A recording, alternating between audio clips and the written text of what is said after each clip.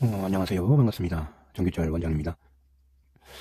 한국자격개발원에서 실시하는 강사 자격증 강의를 하겠습니다. 그리고 사주명리학을 강의도 하고, 또 한의학, 그리고 손금, 관상, 타로, 주역, 물론 사상체질도 같이 강의를 하도록 하겠습니다. 총 교재는 10권으로 이루어져 있죠. 그리고 밴드도 10개로 이루어져 있습니다. 그래서 밴드 이름은 미래운명 설계연구소 제1관문이 되겠습니다. 제일 먼저 문제 1. 그러니까 이제 문제화로 다 제가 만들었죠. 1관문. 한국자격개발원의 강사가 되기 위해서는 한국자격개발원에서 실시하는 약용식물 자원관리사, 그리고 발효효소관리사, 그리고 식생활 건강지도사, 그리고 허브티 바리스타, 미술심리 상담사, 이런 자격증을 좀 취득을 해야 합니다. 그래야지 강사가 될 수가 있죠. 본초라고 하는 거는 이제 우리 약용식물, 약선요리에 대해서 제가 이제 강의를 할 때 가장 중요한 단어죠.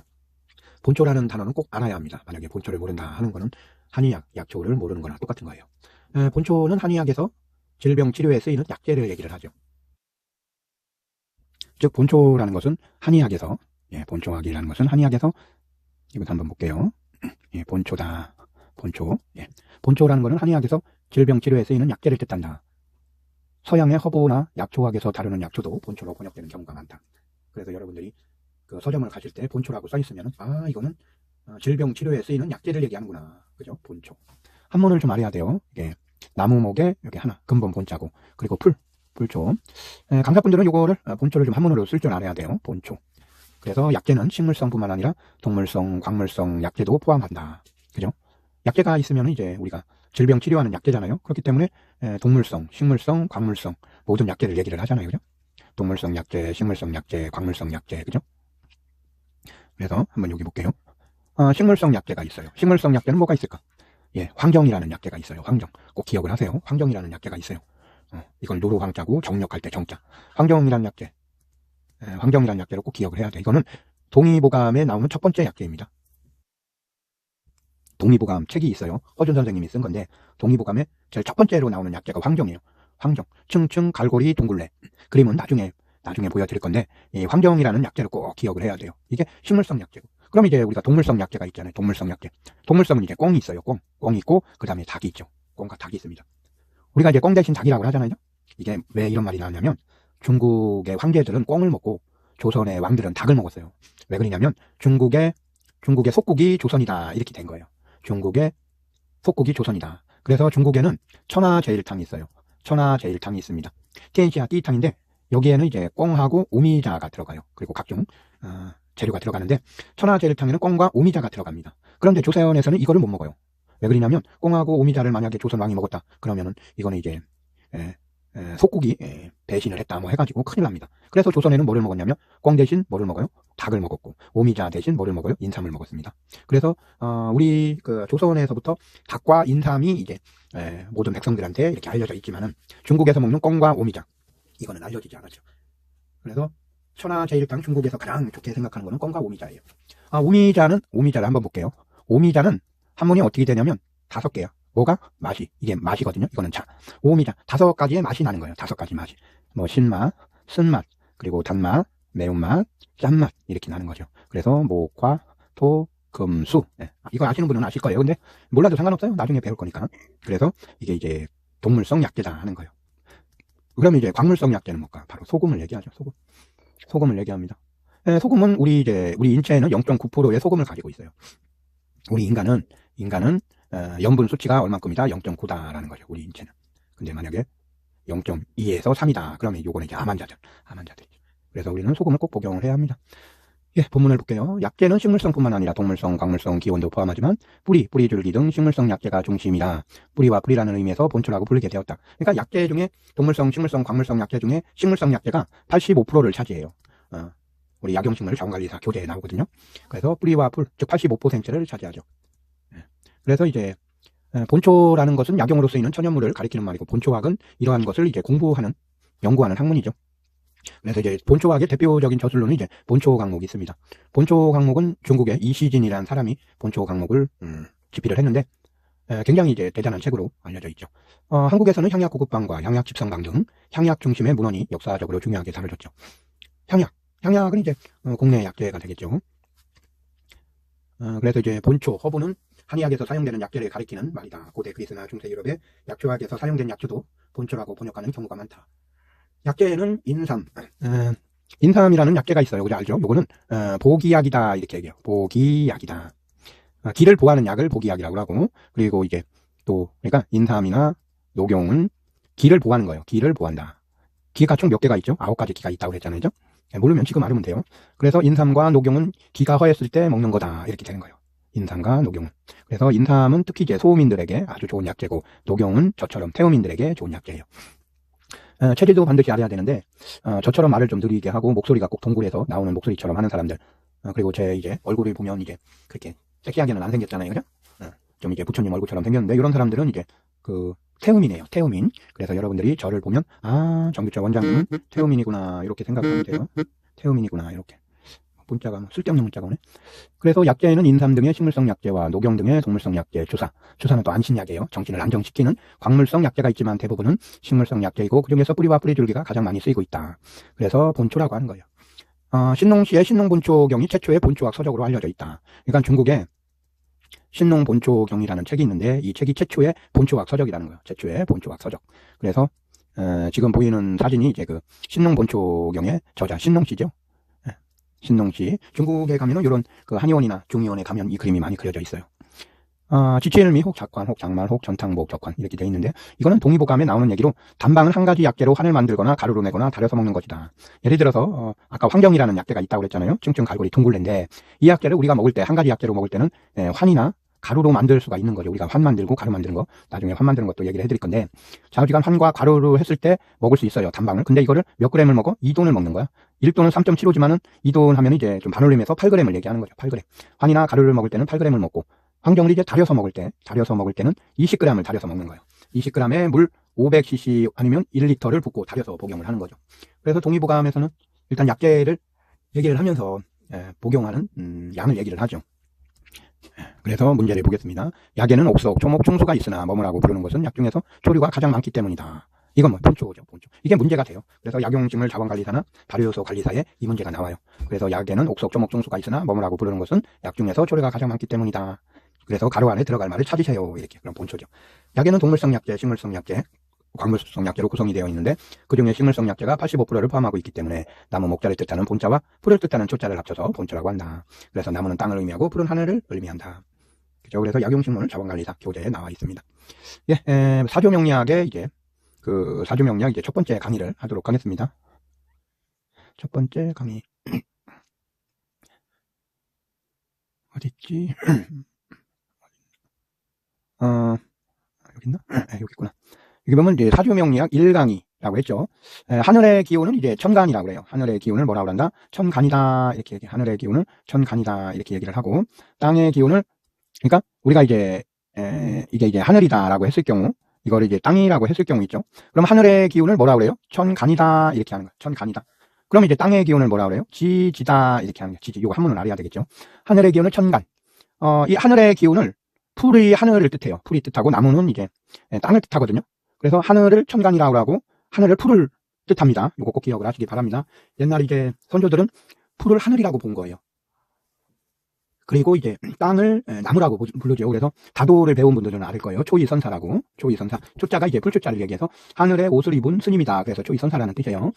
하늘의 기운은 이제 천간이라고 해서 풀이라고 하고, 또 체질 중에 태양인과 소양인을 이제 하늘을 닮았다 이렇게 되는 거예요. 그러니까 우리가 이제 부위로 했을 때 제일 위에는 이제 태양인, 그 다음에 소양인, 그 다음에 태음인, 그 다음에 소음인, 이렇게 되거든요. 그래서 이 부위 표시가 태양인은 좀 어떤 면에서 넓고, 또 소양인은 그 다음 넓고, 태음인은 이제 소음인이 가장 좁다 이렇게 얘기하거든요. 그래서 요거는 나중에 또 사상 체질 나올 거거든요. 그래서 여러분들이 부위 했을 때 요거는 이제 태양인이고 소양인이고 태음인이고 소음인이다 이런 거죠. 그래서 저는 이제 태음인에 속하고 이렇게 되는 거죠. 자, 우리가 하늘의 기운은 이제 천간이다 이렇게 얘기한 거예요. 이건 이제 풀하고도 관련이 있다. 풀. 그리고 태양인, 소양인. 그래서 이거를 얘기하는 거예요. 갑을병정, 무기, 경신, 임계. 이걸 이제 천간이라고 하는 거예요. 갑을병정, 무기, 경신, 임계. 이게 천간이라고 하거든요. 근데 제가 쓴 게 노란색하고 빨간 게 썼잖아요. 예. 노란색은 이제 양적인 거지. 양적인 사주고, 빨간 거는 이제 음적인 사주예요. 음적인 사주예요. 그래서 여러분들이 갑을 병정무기 경신 임기할 때, 나는 갑자생인데, 나는 병자생인데, 나는 무자생인데, 나는 경자생인데, 나는 임자생인데, 그러면은 사주가 양적인 사주라 하는 거죠. 우리가 제가 한문을 한번 써볼게요. 옛날에 이제 산이 있었어요. 이게 산이 있었는데, 이게 태양이 있었습니다. 태양이 이렇게 비치는 곳을 양기라고 하고, 여기는 이제 그늘이 졌잖아요. 여기는 음지라고 하는 거예요. 그래서 양자를 쓸 때는 이게 하늘을 뜻하고, 이거는 이제 태양을 뜻하죠. 그리고 이거는 사람이 일을 하는 모습을 뜻합니다. 이렇게 해서. 그래서 이제 우리가 양자를 쓸 때는 이렇게 쓰는 거예요. 그러니까 산 아래에, 즉 세상 아래에, 태양 아래에, 산 아래, 태양 아래에 인간이 열심히 일을 하는 모습을 양적이다 이렇게 하는 거예요. 그럼 음적은 뭐냐면, 이거 아까 세상에 지금금, 이건 지금금이죠. 지금 구름이 꼈다라고 해서 음이라고 하는 거예요. 그래서 우리가 양적인 사주, 음적인 사주라고 하잖아요. 그러면 양적인 사주는 갑병무경임을 양적이라고 하고, 음적인 거는 의정기신캐 이렇게 얘기를 해요. 그러면 봐봐요. 남자는 어떻게 돼요? 양적인 거죠. 여자는 음적이잖아요. 그죠? 남자는 양적이고 여자는 음적이란 말이에요. 그래서 남자 같은 경우는 이제 양적이기 때문에 이 갑병무경임이 사주에 있으면 너무 양적이란 말이에요. 그죠? 너무 양적이기 때문에 잘못하면 그 폭행사주도 되고 사고수가 많아요. 그래서 남자들은 사주를 볼 때 이제 을정기신캐 이런 게 나와야지 음양이 조화를 맞추는 거죠. 음양이 조화를 맞춥니다. 만약에 남자가 양적인데 너무 이제 양적인 사주가 너무 많으면 승부욕도 강하고 전쟁도 일으키고 그렇게 한단 말이에요. 그러나 남자가 을정기신캐가 있으면 조화롭게 이루어지는 거죠.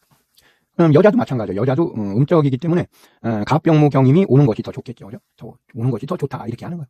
근데 이제 사람이 살다 보면 여성 음적인 남자도 있고 또 양적인 여자도 있잖아요. 그죠? 그렇기 때문에 기본은 이런 거지만 또 사주풀이 할 때는 저 사람이 양적인 성격이 양적을 갖고 태어났구나 여잔데 그래서 그거를 잘 판단을 하면 되겠습니다.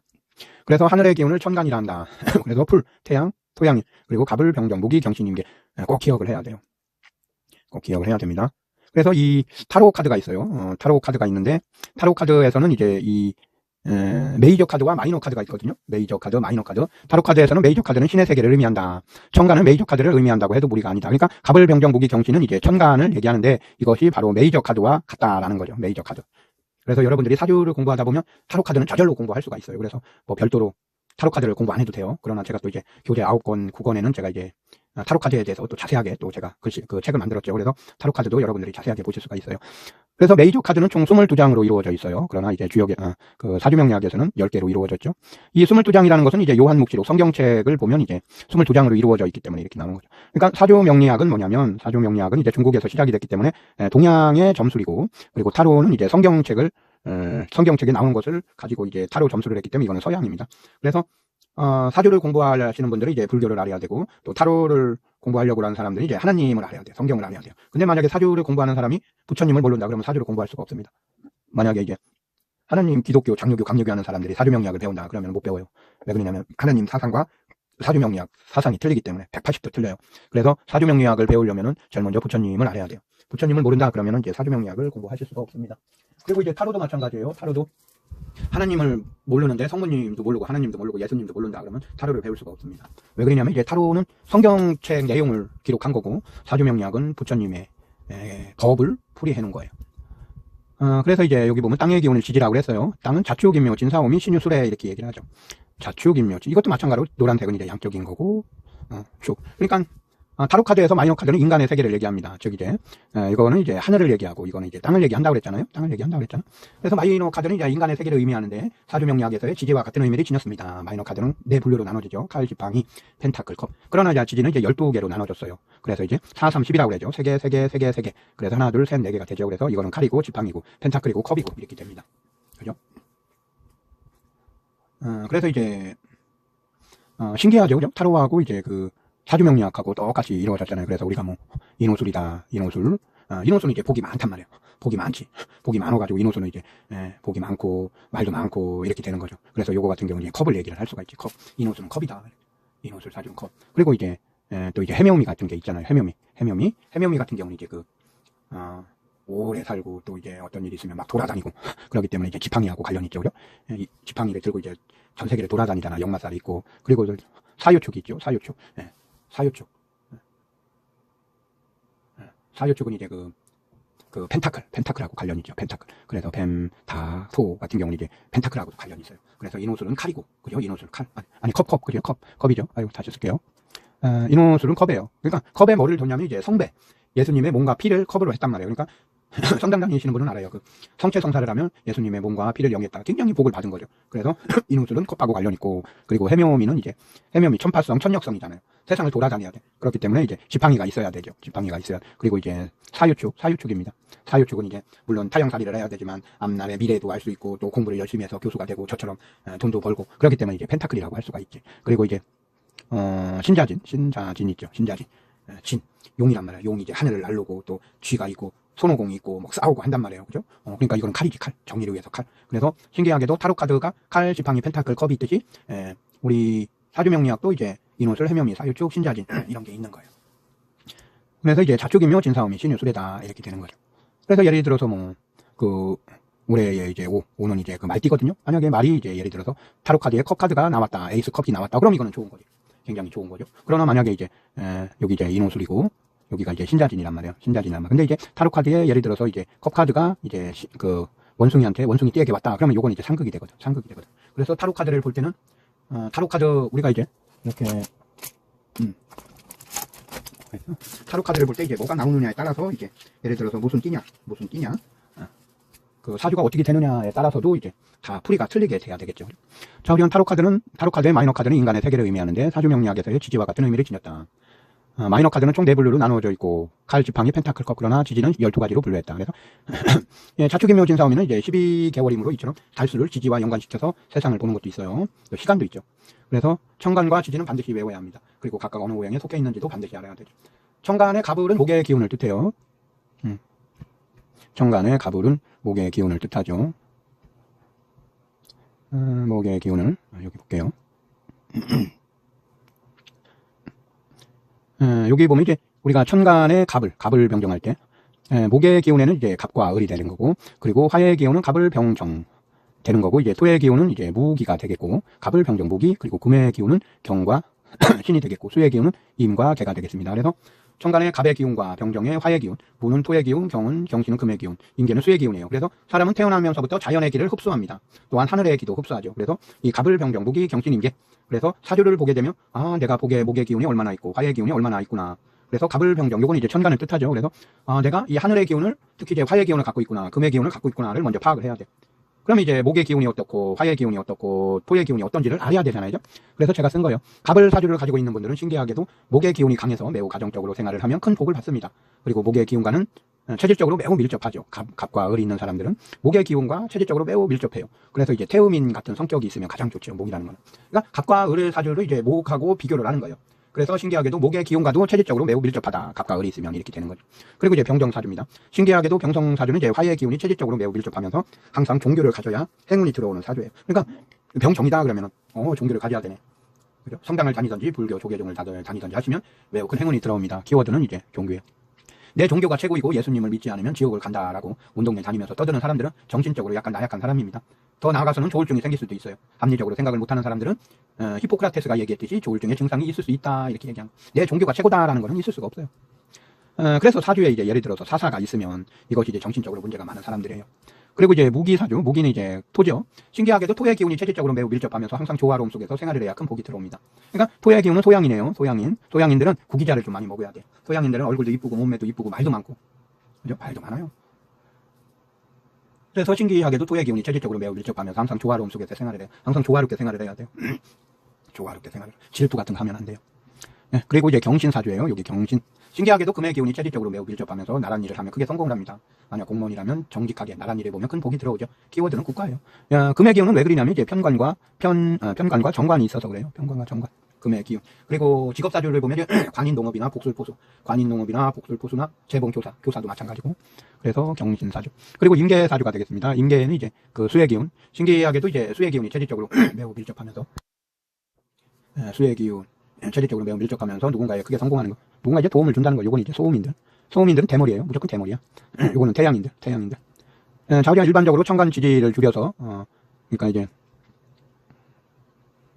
그래서 이제, 하늘의 기운을 간이라고 하고, 그래서 천간, 지지.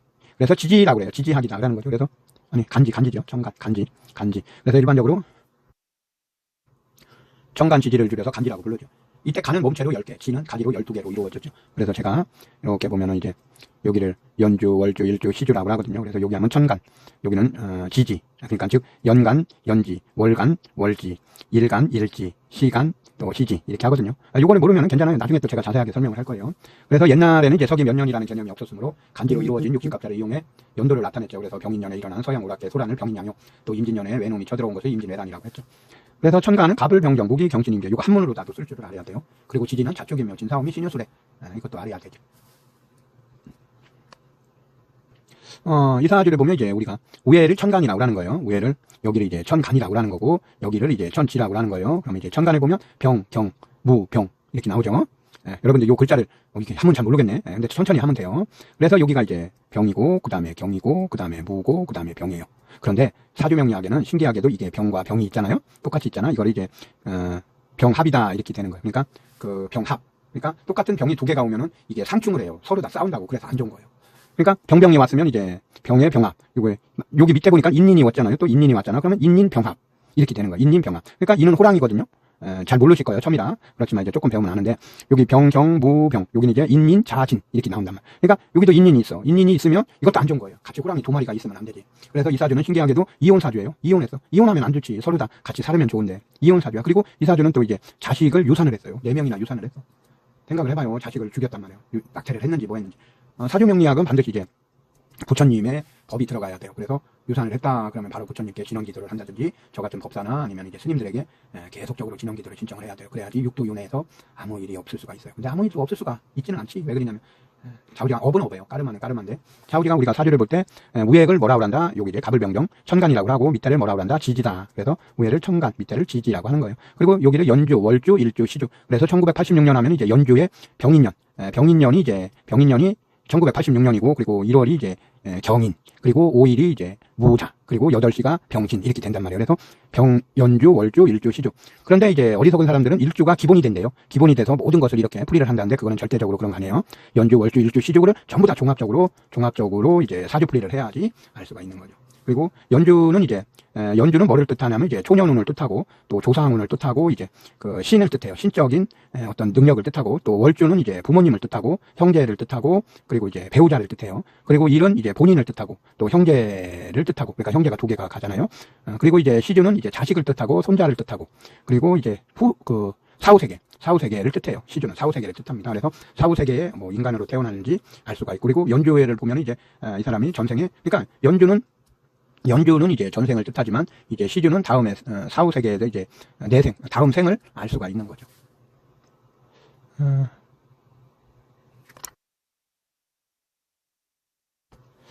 그래서 오늘 이 시간 이렇게 좀 공부를 해봤습니다.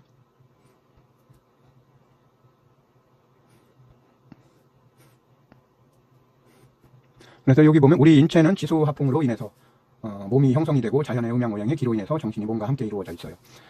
그 티베트 불교 보면 이제 티베트에 보면은 우리가 이제 사람이 죽잖아요. 이건 나중에 얘기할게요.